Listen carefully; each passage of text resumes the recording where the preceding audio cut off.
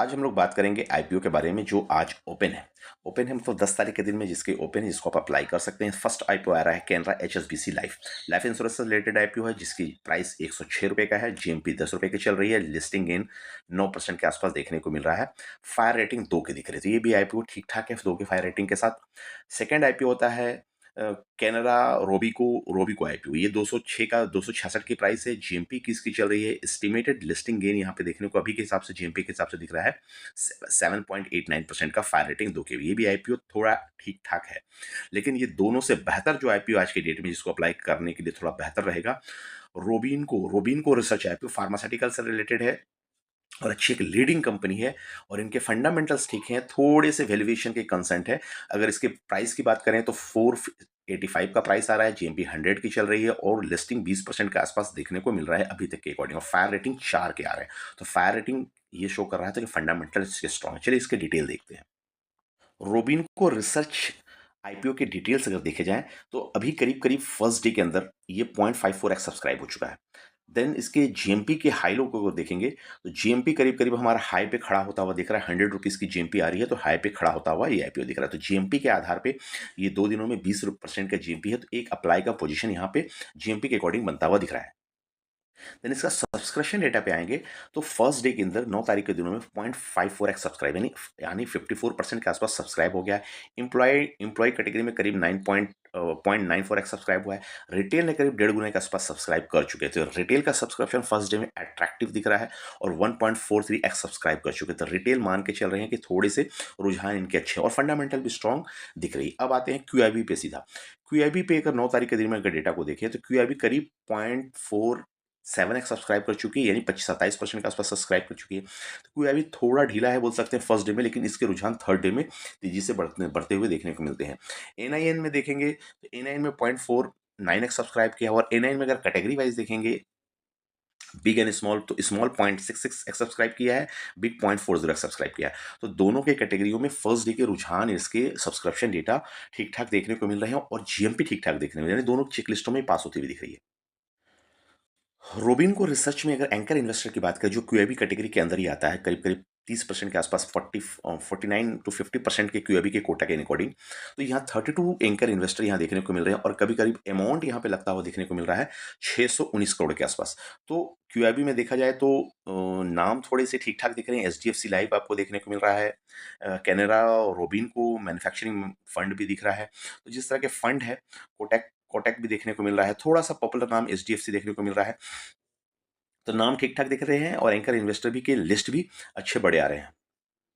Then fourth checklist point है हमारा review and recommendation. Brokerage house and analyst क्या कहते हैं उसके हिसाब से देखें तो चार चार के अप्लाई क्या आ रहे हैं। 1 में अप्लाई है, न्यूट्रल में 0 है, अवॉइड में 0 है, नॉट रेटेड में 2 है। यानी ओवरऑल परसेंटेज को देखें तो 50% से ऊपर 57% अप्लाई और मे अप्लाई को अगर जोड़ देते हैं तो हमारा करीब 70% के आसपास 70% के पास अप्लाई का पोजीशन आ रहा है और नॉट रेटेड में 28% देखने को मिल रहे हैं। एंड ब्रोकरेज हाउस में किन किन का अप्लाई है तो अप्लाई में देख सकते हैं Canara bank as usual apply है। यहाँ पे मेन में कैपिटल मार्केट अप्लाई है। दिलीप देवता नॉट रेटेड है। SBI capital security not rated है। तो कुछ कुछ का नॉट रेटेड है, कुछ कुछ का अप्लाई है। 1 2 3 4 5 6 7 to 8 ब्रोकरेज हाउस का रिकमेंडेशन के हिसाब से देखा जाए तो अधिकतर का अप्लाई देखने को मिल रहा है इस आईपीओ के लिए। अब रोबिन को रिसर्च आईपीओ जो मेडिकल मेडिकल से रिलेटेड है, मेडिकल सेक्टर से रिलेटेड है और ये फार्मास्यूटिकल से सेक्टर से रिलेटेड है। इनका अब हम सीधी पॉइंट पे आते हैं। इंपॉर्टेंट डेट की अगर बात करें तो 9 तारीख को अप्लाई ऑलरेडी खुल चुका है यस्टरडे के दिनों में। आज हो गया 10 तारीख अप्लाई होगा, 2 दिन छुट्टी है और मंडे अप्लाई होगा यानी 13 तारीख तक ये आईपीओ चलेगा। यानी आज ये सेकंड डे है। इसके लिए अप्लाई के लिए आप लोग देख सकते हैं। आईपीओ का प्राइस बैंड जो रखा गया है 461 रुपये से 485 रुपये के आसपास रखा गया है, जो एक ठीक ठाक मीडियम प्राइस बैंड हम बोल सकते हैं। देन हम इसके सीधे आते हैं इशू साइज पे। इशू साइज क्या आ रहा है 1377.5 करोड़ का आ रहा है। 1377 बोल सकते हैं, थोड़ा बड़ा आईपीओ है, 1000 से ऊपर का आईपीओ है, थोड़ा बड़ा साइज देख सकता है। 1377 में करीब करीब 500 करोड़ रुपया फ्रेश इशू है यानी लगाने जा रही है 500 करोड़, 700 एंड 877 करोड़ रुपया लेके जा रही है। तो यहाँ पे हम थोड़ा ये बोल सकते हैं कि भैया कि 1300 में 500 आप लगाने जा रहे हैं तो करीब करीब 30% का आप लगाने जा रहे हैं और 70% के आसपास मोटा मोटी आप लेके जाना चाह रहे हैं। तो ये एक ऑफर ऑफ सेल का कंसर्न थोड़ा सा आता है कि ऑफर ऑफ सेल में ये अमाउंट लेके जा रहे हैं, ये अमाउंट लगा रहे हैं। तो अब इसकी ब्रांडिंग वैल्यू इतनी है कि ये लेके जाना सही रहेगा, तो हम लोग डिटेल में देखेंगे। फेस वैल्यू 1 पे आ रहा है एंड एम्प्लॉय की कैटेगरी में 46 का डिस्काउंट एम्प्लॉय को मिल रहा है। प्रमोटर होल्डिंग प्री आईपीओ में 77 का आता हुआ दिख रहा है। कंपनी आपको करीब 1999 की दिख रही है, यानी करीब करीब 25 से 26 साल इन फार्मास्यूटिकल सेक्टर में इनको हो गए हैं और 1377 करोड़ की आईपीओ लेकर के आई है। अब ये आईपीओ के थोड़ा सा डिटेल देखेंगे कि कहाँ लगाने जा रही है, तो उसकी डिटेल देखिए। 1377 करोड़ का आईपीओ अगर है, इसमें 500 करोड़ ये लगाने जा रही है और 800 करोड़ के आसपास लेके जा रही है। तो 800 करोड़ में 310 करोड़ रुपया पेमेंट और डेट के तौर पे ये देखने को मिला है कि अपनी डेट चुका रही है 310 करोड़ के आसपास, और बचा हुआ 190 करोड़ है ये फंड एंड ग्रोथ पोटेंशियल के हिसाब से लगाता हुआ देखने को मिला। तो अब यहाँ देखना पड़ेगा ये डेट लगाना इनका कितना डेट है। तो डेट टू इक्विटी भी देखेंगे तो थोड़ा सा 0.7 का डेट आ रहा है, तो हिसाब से डेट चुका रही है, तो वो भी बोल सकते हैं ठीक ठाक होता डेट क्लियर करने की कोशिश कर रही है।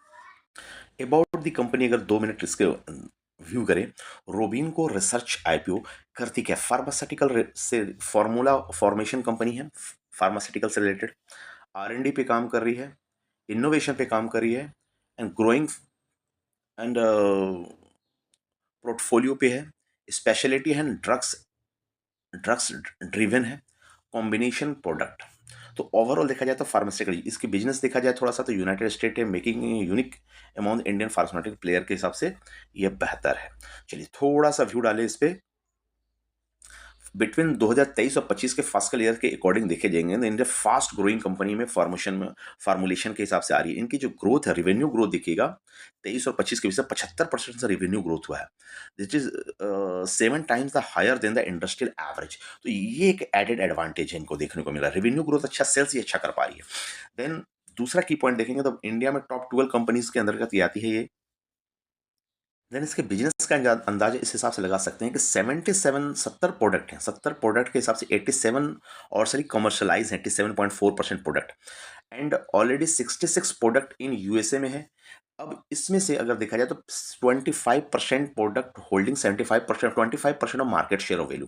तो मार्केट शेयर अच्छा एक्वायर की हुई है, उस हिसाब से कंपनी ये ठीक ठाक दिखती है, फंडामेंटली बिजनेस इनका ठीक ठाक दिख रहा है। वन बाय वन स्ट्रेंथ की बात करें, फास्टेस्ट ग्रोइंग इन इंडिया है pharmaceutical company among the peers and data driven product selection form framework है, strong R and D capability है, robust sales and distribution capability in UK US and strong track record and experience management entrepreneurial. तो अब अगर देखेंगे तो overall इनके view ठीक ठाक बिजनेस एनालिसिस में आता हुआ दिख रहा है। बिजनेस एनालिसिस के बाद हम लोग आते हैं फाइनेंशियल पे। फाइनेंशियल इनका कैसा दिख रहा है, जैसा वो बिजनेस बोल रहे हैं वैसा फाइनेंशियल दिख रहा है क्या। तो देख सकते हैं 24-25 का डेटा और 3 सालों का डेटा रहेगा, और 23-24-25 को और क्वार्टर 1 के भी डेटा रहेंगे 30 जुलाई 2025 के। तो यहाँ पर रेवेन्यू में ग्रोथ देख सकते हैं, तो रेवेन्यू में आपको 49% का ग्रोथ आ रहा है एंड 48% पैट में ग्रोथ देखने को मिल रहा है 24 और 25 के डेटा के अकॉर्डिंग। अब देखते हैं इनका एसेट किस हिसाब से ग्रो हो रहा है। तो एसेट का पोजिशन पे थोड़ा सा डिटेल देखें, तो यहाँ पे अपने को समझ में आ रहा है कि एसेट आपका, हम करोड़ में बात करेंगे और होल फिगर है, तो 749 करोड़, करीब करीब 1100 करोड़, 1400 करोड़ और 1600 करोड़। तो ये 1600 करोड़ भी अच्छा कर आ रहा है, जो कि मार्च 25 के बाद का जून 25 तक है, यानी अच्छे रिजल्ट यहाँ पर भी आते हुए दिख रहे हैं। यानी ये हमारा ग्रोथ अप ट्रेंड में है। एक क्वार्टर का जो रिजल्ट है मार्च 2025 के, सालाना जो एसेट है उस हिसाब से भी बढ़ता हुआ देखने को मिला है। अब टोटल इनकम रेवेन्यू की बात करें, 419 करोड़, 872 करोड़, 1296 करोड़ एंड 356 करोड़। तो 356 करोड़ एक क्वार्टर का, उस हिसाब से समझना पड़ेगा आपको, यानी ग्रोथ अप ट्रेंड दिख रहा है। अगर 300 भी है तो 300 के 12, यानी साल से बढ़ता हुआ आपको देखने को ऑन एन एवरेज देखने को मिल सकता है इस अप ट्रेंड में गया तो अप ट्रेंड में एसेट भी ठीक ठाक है, देन इनकम भी आपको ठीक ठाक है and profit after tax PAT जो हमारे पास आना है, तो पैट अगर 2023 में देखो तो नेगेटिव में था, यानी 16 करोड़ नेगेटिव है, देन पॉजिटिव में आ गया 1991 करोड़, 131 करोड़ एंड 43 करोड़। तो पैट भी ठीक ठाक है, 23 में कंसर्न था, लेकिन 24 और 25 और अभी का डेटा अप ट्रेंड में जाता हुआ दिख रहा है। एबिटा को बात करें तो 43 करोड़, 173 करोड़, 67 करोड़ एंड 79 करोड़। तो ये भी अप ट्रेंड में है और एक क्वार्टर का करीब 80 करोड़ आ रहा है, तो 4 को करेंगे, 4 से अप्लाई करेंगे तो 8 8 चौके 32, यानी 320 करोड़ के आसपास आएगा, जो कि अभी करंट से ऊपर है। तो ईबिटा भी आपका अप ट्रेंड में ठीक जा रहा है। नेटवर्थ देखेंगे तो 286 करोड़, 385 करोड़, 540 करोड़ एंड 596 करोड़। नेटवर्थ भी अप ट्रेंड में है और ये स्मूथ जाता हुआ दिख रहा है। देन रिजर्व एंड सरप्लस देखेंगे तो 281 करोड़, 369 करोड़, 525 करोड़ एंड 397 करोड़। ये भी अप ट्रेंड में साल दर साल है। 23, 24 और 25 का डेटा एंड जुलाई 25 का डेटा को भी इसको एनालाइज करते हैं। तो अब उधारी देखते हैं। 317 करोड़, 396 करोड़, 393 करोड़ एंड 495 करोड़। तो उधारी थोड़े से बढ़ते हुए देखने को मिले। अगर एक क्वार्टर की उधारी की बात करें तो ये ज्यादा ही, इनको ये कम करना चाह रहे हैं कि बोरोइंग हमारा 495 करोड़ अभी इस क्वार्टर को आ रहा है, तो हम 300 करीब 12 करोड़ रुपया उधारी चुका देंगे तो हमारा करीब करीब 200 करोड़ के आसपास उधारी बचेगा। तो एक अच्छी चीज देखने को मिल रही है, उससे कम बचेगा तो वो उधारी चुका देंगे। तो वो ये बोरिंग इसके लिए वो मांग रहे हैं कि पैसा कि भैया हमको 2 बोरिंग चुका देंगे। फाइनेंशियल के बाद हम लोग कहाँ आते हैं आईपीओ के लिए। फाइनेंशियल के बाद हम की परफॉर्मेंस इंडिकेटर में मार्केट कैप कितने का आ रहा है, करीब करीब बोल सकते हैं कि बहुत बड़ा मार्केट कैप तो नहीं है इसमें। तो मार्केट कैप के हिसाब से अगर देखें ये करीब करीब 8,000 का मार्केट कैप बन रहा है कि 7,990 करोड़ का मार्केट कैप इस प्राइस पे बनता हुआ दिख रहा है। तो एक स्मॉल कैप कंपनी के तौर पे ये दिख रही है। एंड रिटर्न रेशियो को देखें तो आरओई 29 का निकाल रही है, अच्छी चीज़ है। आरओसी 26 का निकाल रहा है। डेट के साथ भी परफॉर्म थोड़ा सा गिरा है बट ठीक ठाक है, डिसेंट है। डेट टू इक्विटी 0.73 का, जो डेट चुकाने के बाद 300 करोड़ ये आपका करीब डेट टू इक्विटी 0.5 के नीचे चला जाएगा। रिटर्न ऑन नेटवर्थ 29 का आ रहा है, ठीक ठाक है। आप देखिए रिटर्न ऑन नेटवर्थ आरओई से मिलता हुआ जुलता दिख रहा है। पैट मार्जिन पैट मार्जिन 10 का निकल करके आ रहा है एंड इब्टा मार्जिन 26 का निकल। तो पैट मार्जिन इसके अच्छे हैं बिजनेस में। एंड बुक वैल्यू 13 का, बुक वैल्यू के हिसाब से थोड़ा सा बोल सकते हैं तेज जाता हुआ ये दिख रहा है, लेकिन ओवरऑल रेशियो ठीक ठाक निकल के आ रहा है। पूरे अच्छे फाइनेंशियल के बाद ईपीएस पर शेयर, हमारे शेयर के ऊपर अर्निंग क्या कर रही है। शेयर के ऊपर प्री अर्न देखा जाए तो 8.7 का ईपीएस निकाल रही थी, पोस्ट में 10.51 का ईपीएस आ रही है।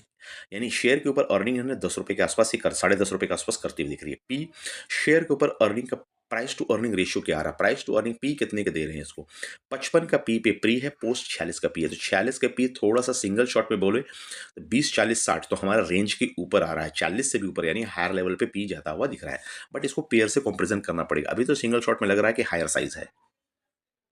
अब फाइनल पॉइंट है हमारा पेयर कंपैरिजन। ये 46 के पेयर के हिसाब से हमारा आ रहा है। पेयर में देखें रोबिनको रिसर्च के बाद में सन फार्मा एक एक बेहतर नाम है, और ऑरबिंदो फार्मा, झंडू लाइफस्टाइल, डॉक्टर रेड्डी।